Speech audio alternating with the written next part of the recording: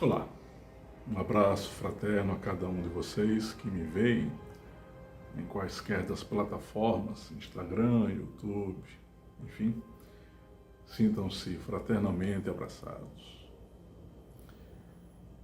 Eu hoje quero gerar uma reflexão nesse vídeo a respeito dos caminhos. Os caminhos que a humanidade costuma trilhar.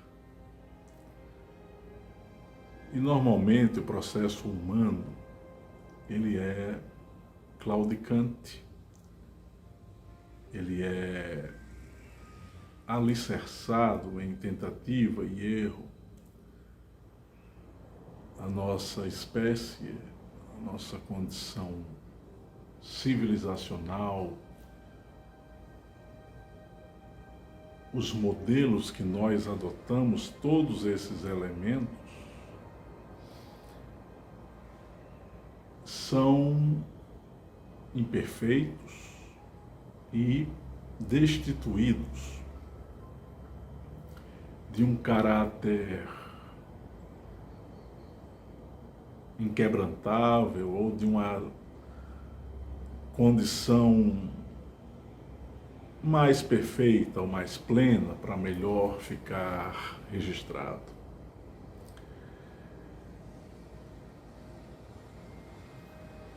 Nós vivemos já numa era virtual, numa era da informação, num período onde os valores estão confusos, onde a manipulação de dados, de informações, de conteúdos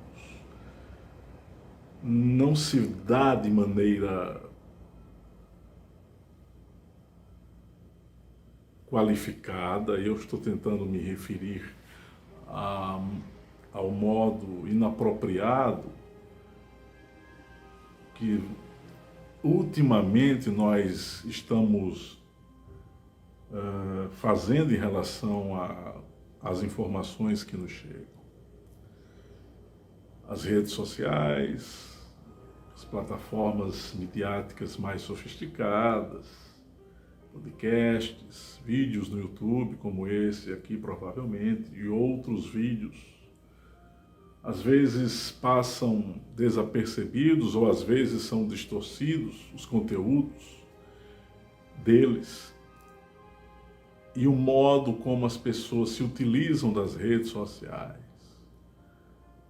o modo como nós manipulamos as informações é um modo muito pobre, muito simplório, e esse tipo de caminho que a gente toma em relação à forma de interagir com a informação é algo que precisa ser melhor pensado. A civilização humana já atingiu um patamar tecnológico, científico, cultural extremamente adiantado. Nós vivemos numa era onde se fala em inteligência artificial, em reengenharia genética, em reengenharia cibernética, em nanotecnologia, em hibridização homem-máquina, em especiação. Mas penso que é chegada a hora de uma maior reflexão no que se refere ao uso consciente das informações. O uso consciente das informações implica, inevitavelmente, em níveis de consciência mais amadurecidos. Como a raça humana, em sua totalidade, ela, infelizmente, se caracteriza por um consenso de rebanho, por uma mentalidade de rebanho. Ou seja, o que um diz, o outro replica, o outro o imita, e não há o apanágio da liberdade psíquica, há apenas replicação, há apenas imitação, há mimese, há repetição das coisas. Quando nós fazemos isso, sem querer, nós sepultamos as possibilidades do pensamento para uma maior liberdade e também para uma forma de entender a realidade de maneira mais ampliada. O que eu estou tentando dizer aqui nesse vídeo é que os caminhos que a humanidade estão trilhando, ou ela está trilhando, esses caminhos precisam ser revistos. Estudar livros profundos, ler textos longos, assistir filmes que não sejam eivados de tanta ação, por exemplo, são coisas que a geração atual faz uma certa distância. A minha crítica não só se refere à geração atual, mas as pessoas, de uma maneira geral, elas estão inebriadas pelo tipo de virtualismo que os smartphones produzem, que os laptops poderosos produzem, e aqui eu preciso ser muito honesto com vocês também, porque eu também me utilizo desses artefatos tecnológicos e eu também, em um tempo recuado, de médio prazo para cá, eu me fascinei muito com esse tipo de coisa. Mas, como eu aprendi no decorrer dessas décadas a estruturar o meu pensamento para não me servir como mais um ente replicador das condutas dos outros, eu comecei a colocar uma placa de pare, um stop diante das minhas atitudes e pude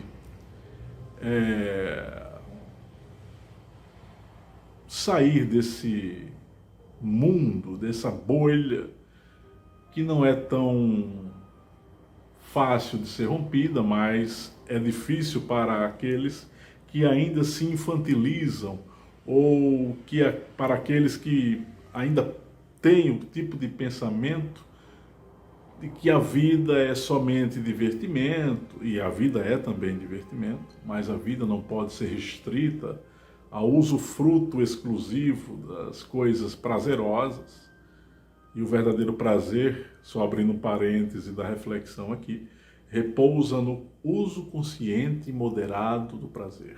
É quando você se utiliza do prazer para você se sentir bem, mas não se torna escravo dele. Epicuro soube muito bem nos ensinar isso. Mas quais são os caminhos que a humanidade ela está trilhando? Primeiro caminho esquisito, nefasto, perigoso, irresponsável da nossa condição humana atual é aceitar as coisas como verdades inquestionáveis, porque uma certa autoridade lhes disse. Essa autoridade pode ser um palestrante, pode ser um livro, pode ser uma frase de efeito. E a tradição diz que Confúcio afirmou isso. Se Confúcio diz, está dito. Mas é lógico que nós temos o respeito a um sábio da envergadura moral e intelectual de um Confúcio. Mas temos por obrigação filosófica, e todos nós humanos deveríamos ser filósofos, no sentido lato, extenso, no sentido maior, abrangente, de buscar entender um texto confuciano ou taoísta, por exemplo, um texto sobre física quântica ou um texto sobre ciência, e a gente, respeitando aqueles níveis informacionais, deduzir um dado novo ou refletir sobre aquilo com independência mental. Nós não precisamos distorcer o que está escrito nos textos de Confúcio, nem de Lao Tse, nem nos textos de física quântica e etc. O que precisamos fazer e praticar, penso eu, é colocar a nossa visão sobre as coisas. Também, ainda que essa visão esteja equivocada. Nós não precisamos ter a obrigação de acertar tudo.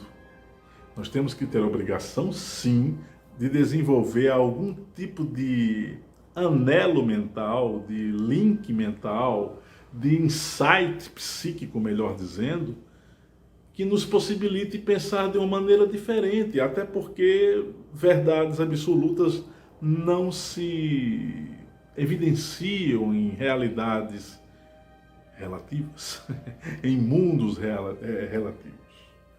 Vivemos numa realidade cuja linguagem ela é pobre, por exemplo, para decifrar e expressar emoções, e não só estas, mas também temos dificuldades em expor conhecimentos mais aprofundados, e aí a gente se socorre de uma linguagem alegórica, metafórica, parabólica, para tentar expressar uma ideia cujo o teor é muito difícil de ser dito por palavras. Somente por esse aspecto nós já deveríamos parar, aquela placa de stop que eu falei, né?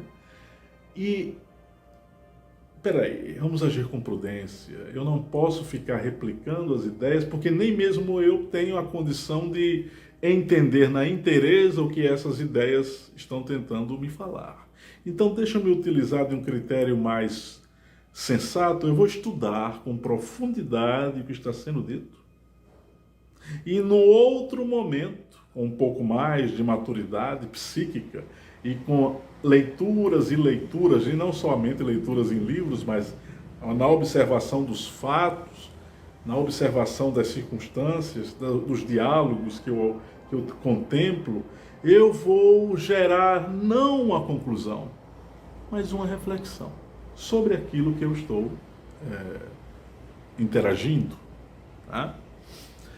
Esse é um primeiro aspecto, um primeiro caminho que a humanidade está trilhando, ou seja, a humanidade não sabe ler com a profundidade processual, se é que existe isso, mas deveríamos processualizar as nossas leituras e não querer obter o conhecimento integral daquele assunto.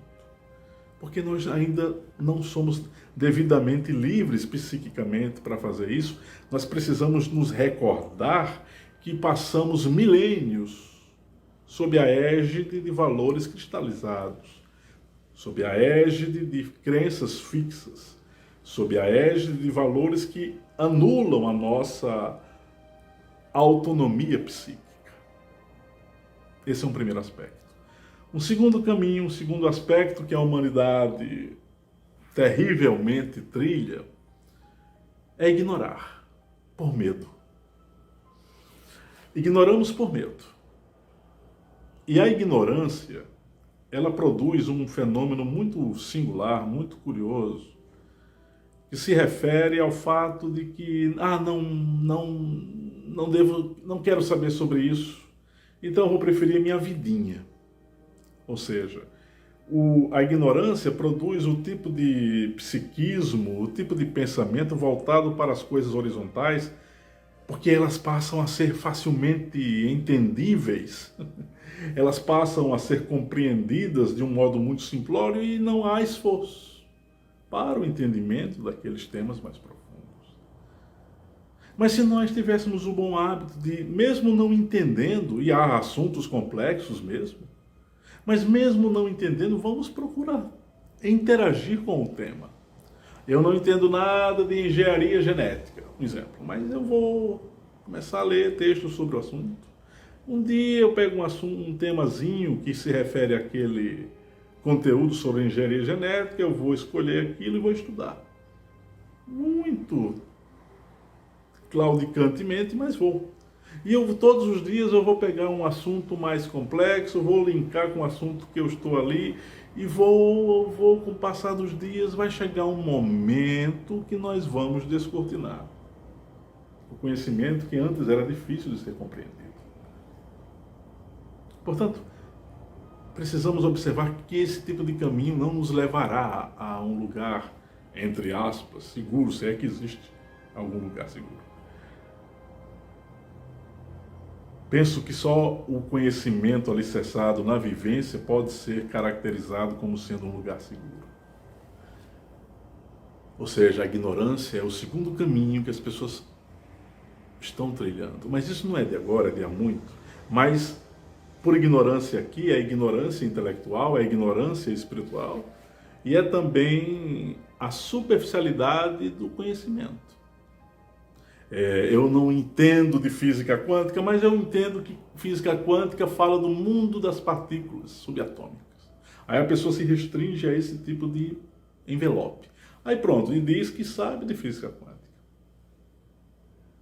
Não é bem assim.